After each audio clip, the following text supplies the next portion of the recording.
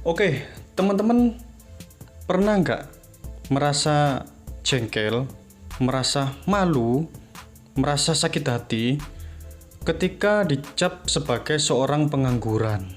Ya, padahal teman-teman sudah berusaha dengan sekuat tenaga mencari pekerjaan ke sana kemari, namun tak kunjung mendapatkan pekerjaan.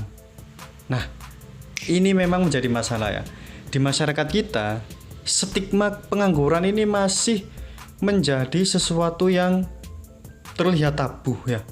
Seseorang yang belum mendapatkan pekerjaan itu dipandang sebagai aib, sebagai beban masyarakat, beban keluarga, bahkan penyebab maraknya tindakan kriminal. Itu karena pengangguran. Namun, apakah benar pengangguran ini sepenuhnya merupakan sebuah aib atau ya bisa dikatakan sesuatu yang negatif? Saya kira tidak semua ya. Tidak semua ya. Dalam istilah ilmu ekonomi, seseorang yang berada di usia produktif namun dia tidak kunjung mendapatkan pekerjaan, ya usia produktif ini bisa dikatakan setelah lulus SMA gitu kan ya, atau setelah lulus kuliah, ya dia sudah menyelesaikan pendidikannya namun tidak kunjung mendapatkan pekerjaan. Ini bisa disebut sebagai angkatan kerja. Nah, jadi nyebutnya bukan pengangguran, ya. Tapi ya namanya kita hidup di masyarakat, masyarakat melihat kita tidak kerja ya berarti kita pengangguran gitu kan ya.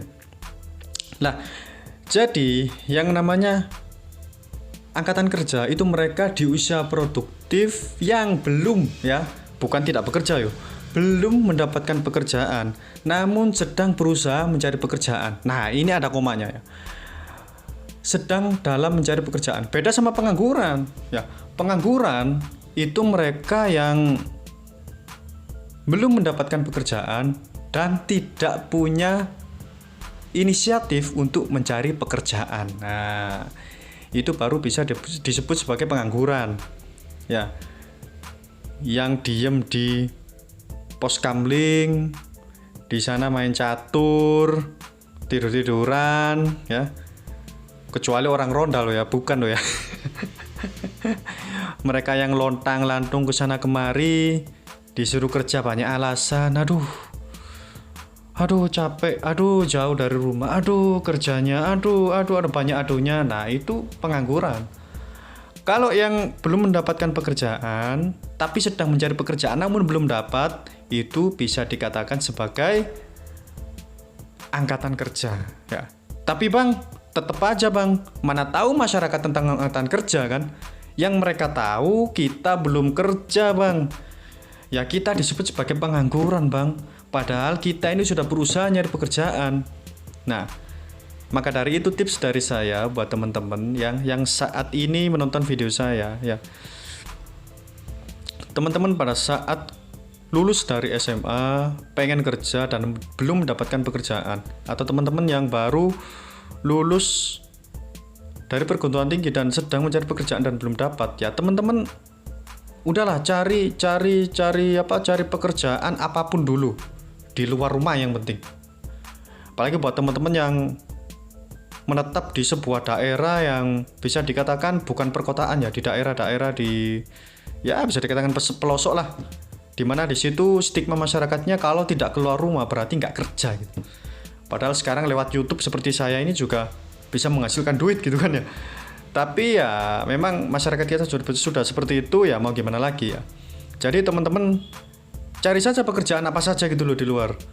Ya jangan buru-buru pokoknya saya harus mendapatkan pekerjaan ini.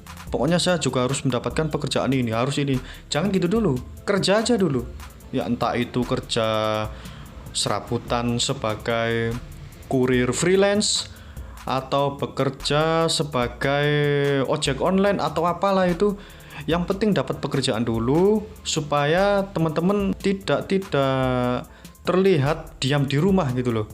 Nah, ketika teman-teman sudah menemukan pekerjaan yang saya bilang yang penting kerja itu tadi, lah selagi itu pula teman-teman nyari pekerjaan yang lebih baik gitu loh. Ya. Jadi pekerjaan yang seadanya tadi itu dibuat sebagai istilahnya batu loncatan atau pekerjaan sementara selagi teman-teman mencari pekerjaan yang lebih baik ya.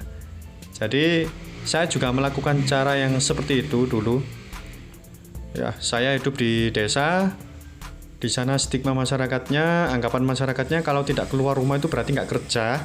Ya, jadi saya juga melakukan hal itu.